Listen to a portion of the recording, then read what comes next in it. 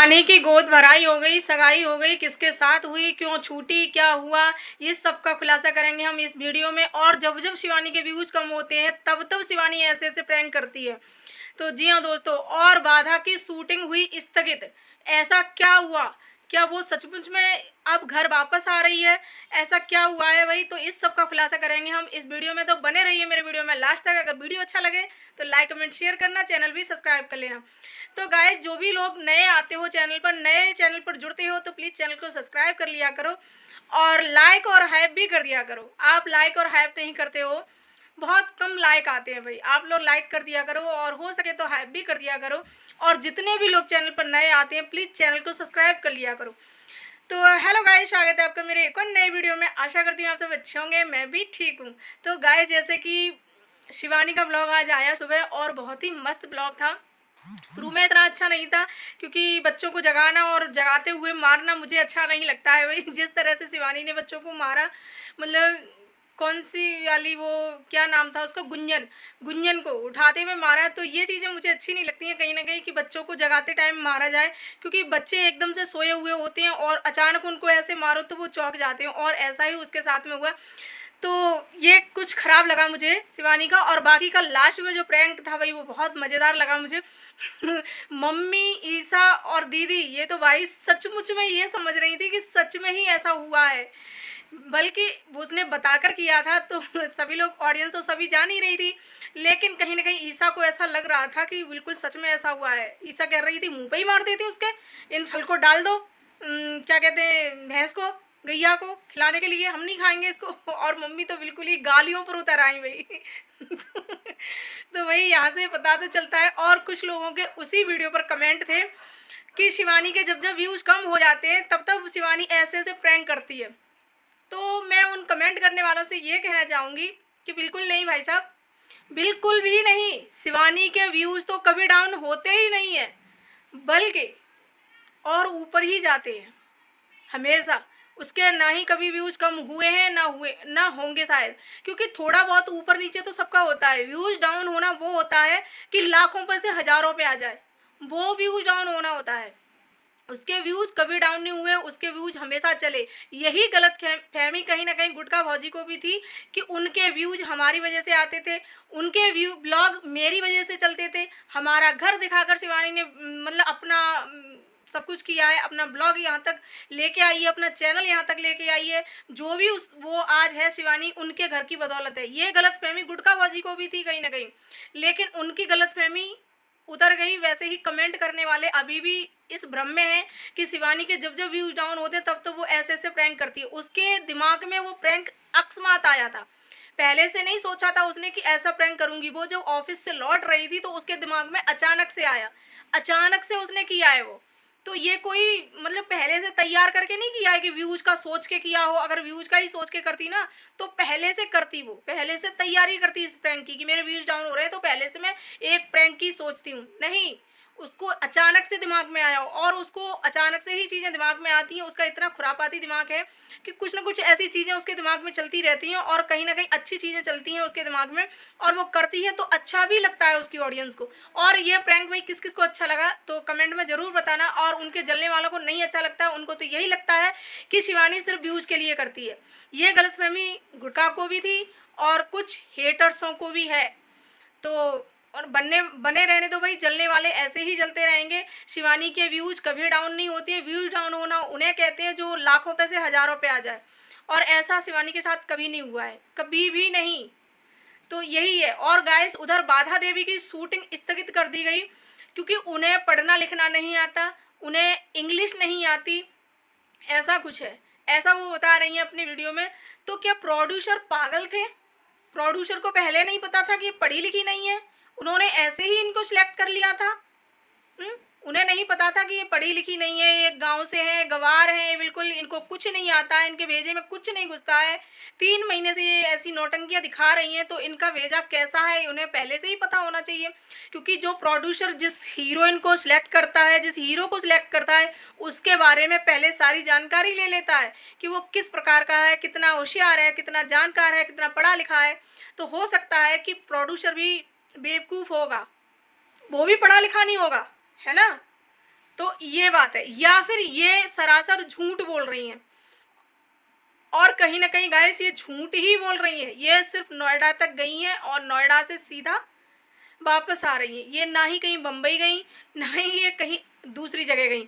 ये किसी प्रमोशन के लिए आई थी यहाँ पर, और वही प्रमोशन इन्होंने किया होगा। एक दो दिन में प्रमोशन का वीडियो आ जाएगा। कोई शूटिंग नहीं है, कोई कुछ नहीं है। सिर्फ ये शुरू से लेके अब तक सिर्फ ऑडियंस को पागल बना रही हैं, और हमेशा से पागल ही बनाया है इन्होंने।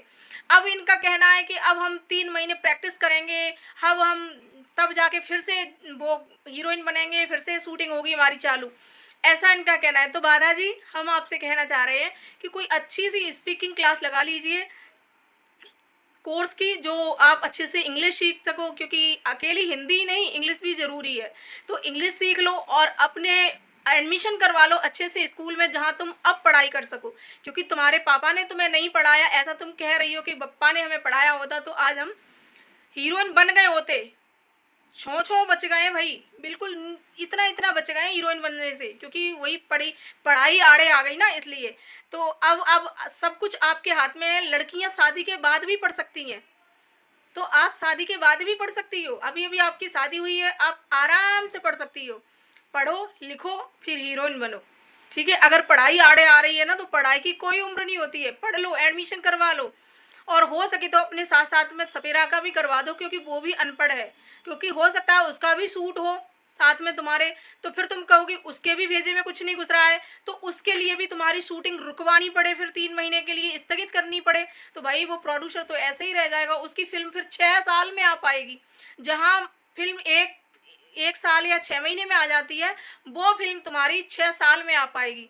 तो इससे अच्छा है कि तुम अपने साथ साथ अपने सपेरा का भी एडमिशन करा लो, अच्छे से पढ़ो, स्पीकिंग कोर्स का एक वो कर लो, 3-4 महीने का कोर्स कर लो, जिससे कुछ तुम्हें नॉलेज हो जाए, और तुम्हारी जो शूटिंग रुकी हुई है इसकी वजह से तो वो ना रुके। तो आप लोगों का क्या कहना है कि बाधा देवी कितना सच बोल रही है, कितना झूठ बोल रही है? मुझे तो सरासर झूठ लग रहा है इसका, और इसकी कोई फिल्म की शूटिंग नहीं है, कोई कुछ नहीं है। सिर्फ ये नोएडा तक आई थी और नोएडा से ही वापस जा रही है, कोई नहीं है भाई। शूटिंग होती है तो शूटिंग के दौरान थोड़ी बहुत तो क्लिप बनाई जाती है। शिवानी की भी शूटिंग हुई थी, शिवानी के भी शूट के बहुत सारे ब्लॉग पड़े हुए हैं, बहुत सारी क्लिप उसकी निकल निकल के आई हैं बाहर। तो ये तो नहीं होता है कि शूटिंग के दौरान बिल्कुल एक क्लिप भी ना बना दी जाए। अरे अच्छे सर जो थे तुम्हारे, अच्छे सर के साथ में ही एक फोटो क्लिक करा लेती। कौन से अच्छे सर हैं, हम भी तो देखें भाई कि कैसे अच्छे सर हैं, जिन्होंने बिना पढ़ी लिखी औरत को सिलेक्ट कर लिया हीरोइन बनाने के लिए, और आज उनको अपनी शूटिंग रोकनी पड़ी। उन्हें बाद में पता चला कि वो पढ़ी लिखी नहीं है जिसको उन्होंने सिलेक्ट किया था। तो हो सकता है कि वो भी आपके जैसे ही होंगे, है ना, जिन्होंने पहले देखा ही नहीं कि हमारी हीरोइन पढ़ी है कि नहीं पढ़ी है, या ऐसे ही सिलेक्ट कर लिया। क्योंकि फिल्म इंडस्ट्री में बहुत हीरोइन कम पड़ रही हैं, क्योंकि कोई रही ही नहीं है। उनके शायद कोई रोल कर ही नहीं रही होगी, उनकी फिल्म में काम कर ही नहीं रही होगी कोई, इसलिए अरियारी की हीरोइन को चुना गया भाई। और अरियारी की हीरोइन भी बिना पढ़ी लिखी निकली, तो यहाँ तो उनका मोए मोए हो गया भाई, प्रोड्यूसर का मोए मोए हो गया। उन्होंने पहले जांच पड़ताल ही नहीं की। तो मैं तो यही चाहती हूँ बाधा जी, आपने उनका बहुत सारा नुकसान करवा दिया। उन्होंने सेटअप किया होगा, कितना तामझाम किया होगा, और कितना कुछ नहीं किया होगा। लोकेशन ढूंढी होगी, लोकेशन तय की होगी, कहाँ करनी है शूटिंग, कहाँ नहीं करनी है, और तुमने उनका इतना नुकसान करवा दिया। पहले क्यों नहीं बताया उनको कि तुम पढ़ी लिखी नहीं हो? अरे बता देती उनको, दोस्तों हम पढ़े लिखे नहीं है, ऐसे बताना चाहिए था। लेकिन नहीं, तुम्हें तो हीरोइन बनना था, उनका नुकसान करवा दिया, है ना। तो भाई कैसी बाधा हो, तुम हीरोइन बनने चली और अपने बारे में ये भी नहीं बताया कि हम पढ़े नहीं है, हमें कुछ आता नहीं है, हमारे दिमाग में कुछ घुसता नहीं है। तभी तो आज हम इस कगार पर हैं, हमें वो जादुई शक्तियां मिल गई हैं। इसकी वजह से कभी कभी हमारी याददाश्त चली जाती है, हम ये भी भूल गए कि हमने जादू से अभी एक बच्चा प्रकट किया था, जिस बच्चे को हम घर पर छोड़ आए, भूल आए, छोड़ नहीं आए, भूल आए। हम उसको तो बिल्कुल भूल ही गए, उसके बारे में तो पूछना ही भूल गए कि उसने खाना खाया कि नहीं खाया। कम से कम अब उस बच्चे को पढ़ा लेना, कहीं आगे चल के आपके अच्छे सर उसको उस फिल्म में कहीं बच्चे का रोल दे दें, है ना, तो आपके साथ साथ उसकी भी किस्मत खुल जाए। किस्मत तो आपकी बहुत अच्छी है, आप हीरोइन बनी, लेकिन किस्मत के आड़े आ गई आपकी पढ़ाई। तो ये तो बहुत बुरा हुआ माधव देवी, ये तो बहुत बुरा हो गया भाई। लेकिन अब कोई बात नहीं है, आप अपने बच्चे का ख्याल रखिए, बच्चे का अच्छे से ध्यान रखिए, उसको भी पढ़ाइए, खुद भी पढ़िए, अपने सपेरा को पढ़ाइए। तीनों लोग एक ही स्कूल में एडमिशन कराइए और एक ही कोर्स करिए, जो स्पीकिंग कोर्स होता है, इंग्लिश स्पीकिंग कोर्स अच्छा सा करिए, जिससे तुम बहुत आगे तक जाओ और तुम्हें और तुम्हारे सपेरा को इतनी फिल्में मिले, इतनी फिल्में मिले कि तुम्हारे साथ साथ वो प्रोड्यूसर भी वायरल हो जाए, वो भी इतना वायरल हो जाए कि सारे जो फिल्म में जितनी भी हीरोइन है ना, उनके जाके हाथ पैर जोड़े, भाई हमें अपनी फिल्म में ले लो, फिर भाई हमें अपनी फिल्म में ले लो। तो वो भी कहीं ना कहीं वायरल हो जाए। तुम तो वायरल हो ही गई, तुम तो हीरोइन बनी ही रही हो, उसका भी काम हो जाए भाई, उस प्रोड्यूसर का, और उसके भी दिमाग के ताले खुल जाए। थोड़े से उसके बंद है ना, उसको पता ही नहीं था कि तुम पढ़ी लिखी हो कि नहीं पढ़ी लिखी हो। भाई इतना बातें क्यों बनाती हो, क्यों बनाती हो इतनी बातें, क्यों लोगों को इतना गुमराह करती हो, क्यों इतना झूठ बोलती हो। भाई झूठ की भी कोई सीमा होती है, कोई लिमिट होती है, लेकिन भाई बाधा के लिए तो कुछ भी चलता है भाई। कुछ भी बोलती हैं, कुछ भी ये समझती हैं कि हम जैसा बोलेंगे पब्लिक वैसा ही मान लेगी। है, पागल समझ रखा है, पागल समझ रखा है भाई इन्होंने बिल्कुल ही, कि जैसा हम बोल रहे हैं वैसा ही है। हम मुंबई गए हैं, मुंबई में कहीं कुछ है ही नहीं। ब्लॉग तुम हर जगह का ब्लॉग बनाती हो और मुंबई का तुमने ब्लॉग नहीं बनाया, ऐसा कहीं हो सकता है? मुंबई का बड़ा पाव नहीं खाया आपने? बड़े उसकी बात है भाई, आप मुंबई तक गई और मुंबई का आपने बड़ा पाव नहीं खाया, ये तो गलत बात है। आपके प्रोड्यूसर ने नहीं बताया, नहीं खिलाया, गलत बात है।